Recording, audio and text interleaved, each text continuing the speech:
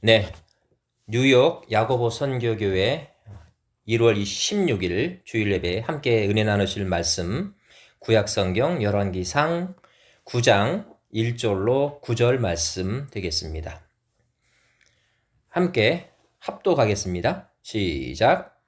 솔로몬이 여호와의 성전과 왕궁 건축하기를 마치며 자기가 이루기를 원하던 모든 것을 마친 때에 여호와께서 전에 기브온에서 나타나신 같이 다시 솔로몬에게 나타나사 여호와께서 그에게 이르시되 내 기도와 내가 내 앞에서 간구한 바를 내가 들었은즉 나는 내가 건축한 이 성전을 거룩하게 구별하여 내 이름을 영원히 그곳에 두며 내 눈길과 내 마음이 항상 거기에 있으리니 내가 만일 내 아버지 다윗이 행함같이 마음을 온전히 하고 바르게 하여 내 앞에서 행하며 내가 내게 명령한 대로 온갖 일에 순종하여 내 법도와 율례를 지키면 내가 내 아버지 다윗에게 말하기를 이스라엘의 왕위 위에 오를 사람이 내게서 끊어지지 아니하리라 한대로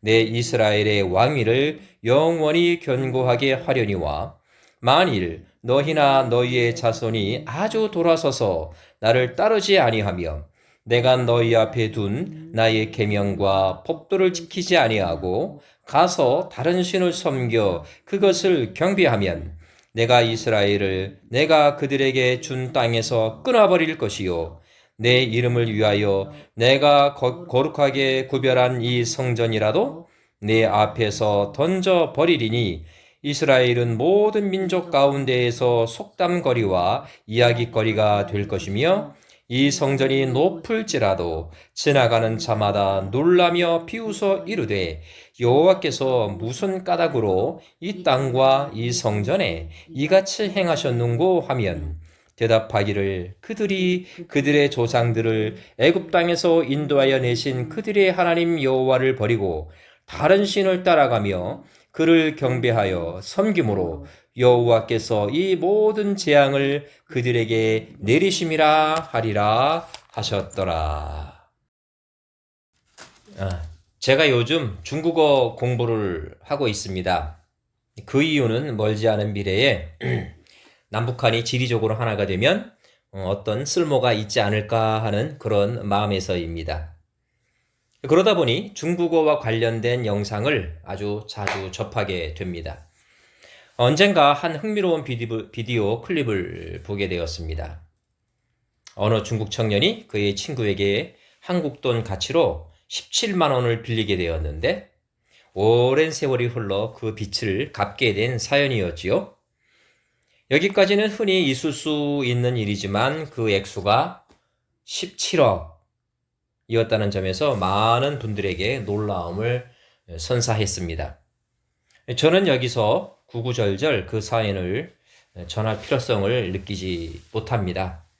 다만 그 돈을 빌린 친구가 자신이 성공하기까지 그 고마운 친구에 대한 기억을 잊지 않았다는 데에 그 초점을 두고 싶습니다. 정작 도움을 준 친구는 그 사실을 전혀 기억하지 못했지만 그 신세를 진 벗은 그 작은 은혜로 인해서 이 각박한 세상이 그래도 살만하구나라는 긍정적인 시각을 갖게 됩니다. 세계관이 바뀌니 그의 사업 역시 과거와는 전혀 다른 긍정적인 방향으로 흘러게 되었고 그의 인생 역시 성공 가도를 달렸지만 그 기억만큼은 잊지 않았습니다. 그 고마운 친구에게 원금에다 이자를 복복리를 쳐서 두둑히 되돌려준 것이었습니다. 여러분, 관계는 기억을 전제로 합니다. 기억이 사라지면 관계는 역시 소멸합니다. 유의 일화가 이를 잘 증명해 주고 있는 것이죠. 오늘 본문 역시 하나님과 그의 백성 사이 관계에서 가장 중요한 요소가 기억에 있음을 강력하게 시사해 주고 있습니다. 솔로몬은 거대하고 아름답기 그지없는 하나님의 성전을 봉헌하였지만 정작 하나님은 그에게 내 아버지 다윗의 행함을 기억할 것을 그에게 요구하십니다. 그렇다면 다윗의 행함은 과연 어떠했을까요? 이걸 점검해 볼 필요가 있습니다. 사무엘상 17장에 나오는 신앙 사건처럼 하나님께서는 솔로몬으로 하여금 그의 부친이 물맷돌로 골리앗을 죽이고 그 외에도 수많은 전쟁에서 승리한 사실만을 솔로몬이 기억하기를 원했을까요? 이런 물음이 가능한 거죠. 하지만 다윗은 장군 우리아의 아내 밧세바와 불륜을 저질렀고 그것을 숨기기 위해 그녀의 남편 우리아를 고의로 험한 전쟁의 선봉으로 내세워 죽게 만든 부끄러운 범죄를 저지른 왕이기도 했습니다. 사무엘상 11장 4절로 21절까지 이에 대한 사실이 잘 기록되어 있습니다.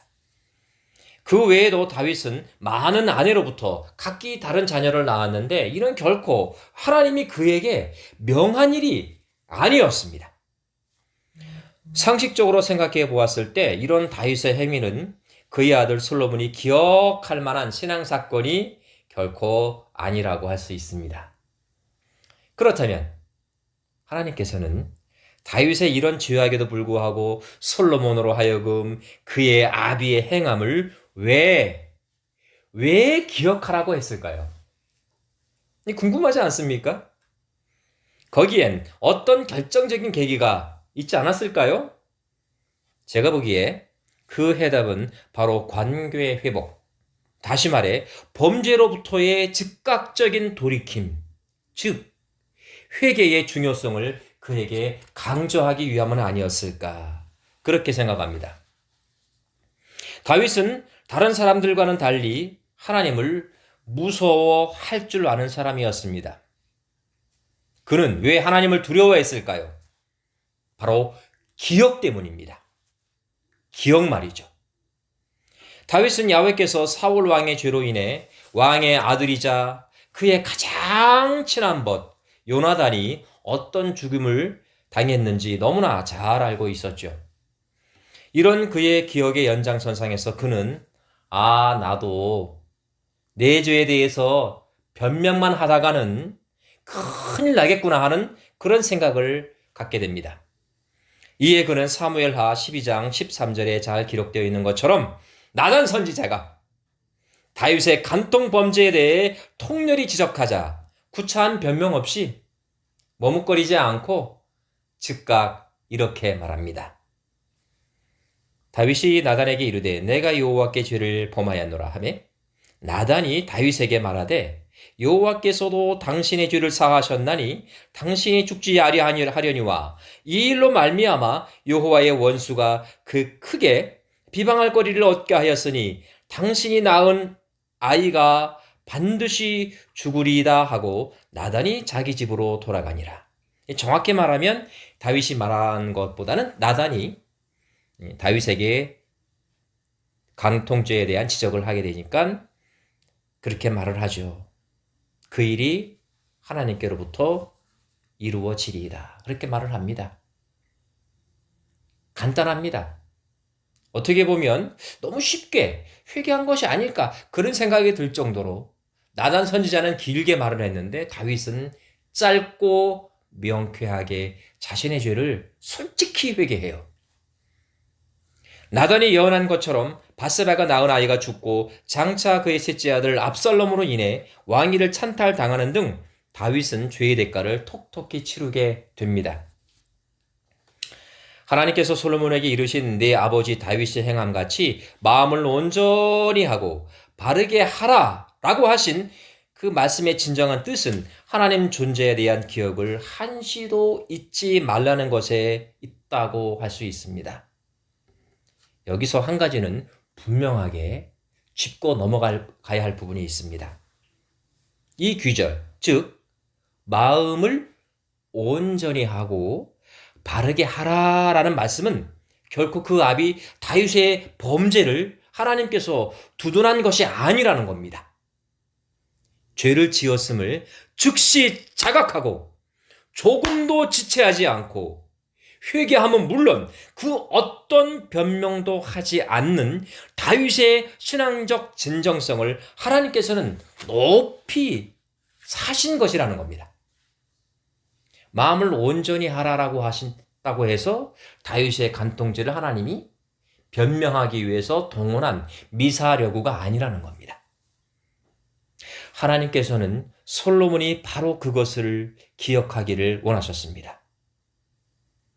주께서 죄악을 책망하사 사람을 징계하실 때에 그 영화를 좀먹음 같이 소멸하게 하시니 참으로 인생이란 모두 헛되릴 뿐이니이다 라고 했었던 시편 39편 11절의 말씀처럼 인생들은 모두 죄악에 노정되어 있습니다. 제가 방금 인용해드린 이 시편 39편 말씀은 사실 다윗이 지은 시편이에요. 그럼에도 불구하고 하나님은 우리에게 기회를 주십니다. 믿으시면 아멘. 죄의 유혹을 받거나 빠져갈 때 야훼 하나님께서는 자신과의 좋았던 관계를 기억하고 그 기억의 나기를 찍어버리는 회개를 통해 회복의 역사를 우리 그리스도인들에게 선물로 주시는 겁니다.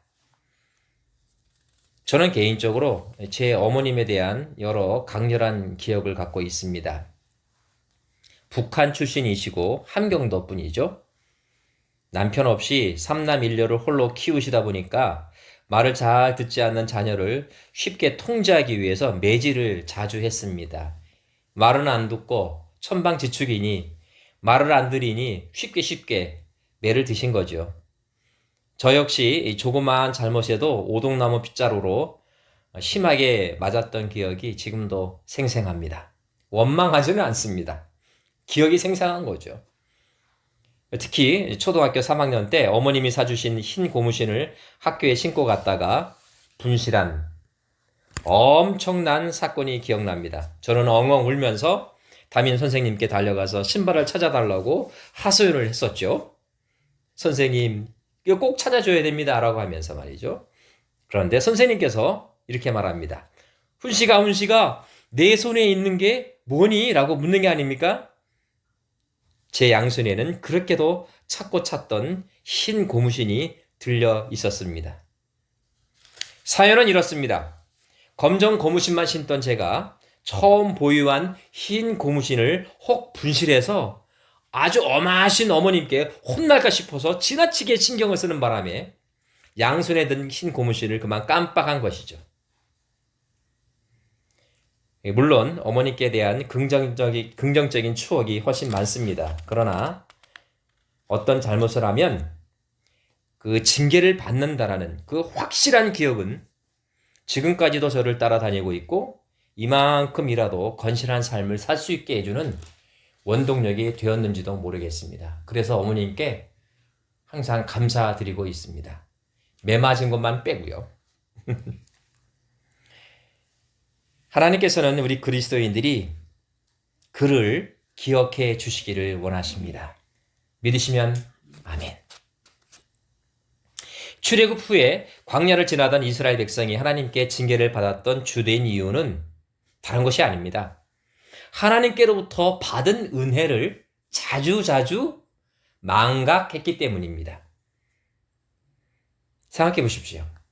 하나님은 세상의 주인이십니다. 그래서 우리로부터 무엇을 더 받으실 필요가 없는 분입니다. 물 한 바가지를 동해에 붓는다고 해서 바닷물이 더 불지 않는 이치와 같습니다. 우리가 야훼 하나님께 무엇을 드려서 그분을 기쁘게 해 드릴 수 있는 방법은 단 한 가지도 없습니다. 그저 우리 그리스도인들은 그분께서 행하신 일을 잘 기억하고 항상 감사하는 일로 그분을 기쁘게 해 드릴 수가 있습니다. 오로지 그것뿐입니다. 기억과 감사입니다. 기억과 감사. 오로지 그것뿐입니다. 하나님은 우리들이 자신을 잘 기억해 주시기를 바라십니다. 그 기억을 통해서만 하나님과의 관계가 유지될 수 있기 때문입니다.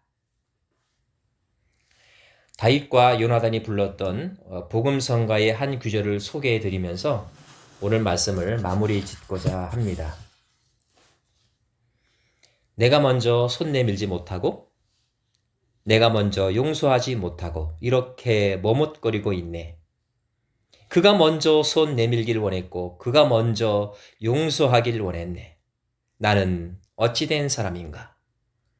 오 간교한 나의 입술이여, 오 옹졸한 나의 마음이여, 왜 나의 입은 사랑을 말하면서, 왜 나의 마음은 화해를 말하면서, 왜 내가 먼저 져줄 수는 없는가? 왜 내가 먼저 손해 볼 수는 없는가? 오늘 나는 주님 앞에서 몸둘 바 모르고 이렇게 흐느끼며 서 있네. 어찌할 수 없는 이 맘을 주님께 맡긴 채로, 주님께 맡긴 채로. 이 복음성가의 가사처럼 다가오는 한 주 동안 다가올 수 있는 수많은 신앙적 도전을 두려워하지 말고 주님 앞에서 두렵고 떨리는 마음으로 모든 것을 주님께 아뢰시기를 바랍니다. 아니, 예수님께 모든 것을 시시콜콜 다 내어 던지시기를 바랍니다. 그런 마음가짐과 행위를 통해 하나님과의 좋았던 기억을 회복하시기를 바랍니다. 하나님과 예수 그리스도는 여러분과 저의 좋은 친구가 되십니다. 일주일 내내 그 좋은 친구와 함께 동고동락하시는 여러분이 되시기를 예수님의 이름으로 간절히 축원합니다. 기도합니다. 성경은 세 군데에서나 하나님을 우리의 친구라고 기록합니다. 그 중에 두 번은 하나님께서 직접 아브라함을 향해 그는 나의 좋은 친구라 말을 했습니다. 예수님께서도 요한복음 15장 14절에 너희는 내가 명하는 대로 행하면 곧 나의 친구라 라고 부르셨습니다. 하나님, 예수님, 당신을 어떻게 우리가 감히 친구라고 부를 수 있겠습니까? 당신께서 우리를 친구라 불러주셨으므로 우리도 당신을 친구라 부를 수 있는 자격이 생겼습니다. 할렐루야, 감사합니다. 그 좋은 친구는 단 한 가지만을 우리에게 요구하십니다. 나를 기억해 달라고 말이죠. 아버지 하나님, 다가오는 일주일 동안 적어도 다음 주간만이라도 하나님을, 예수 그리스도를, 성령 하나님을 우리의 좋은 친구로 기억할 수 있도록 인도해 주옵소서. 하여 어떤 신앙적 고난 가운데서도 신앙적 도전 앞에서도 친구를 배반하지 않는 좋은 친구가 되게 하여 주옵소서. 주님께서 우리를 기억해 주듯이 우리도 주님을 일주일 내내 항상 잊지 않고 기억할 수 있는 좋은 친구가 되어 예수 향기 뿜어 날리는 예수 그리스도의 좋은 제자로서의 삶을 살아갈 수 있도록 축복하여 주옵소서.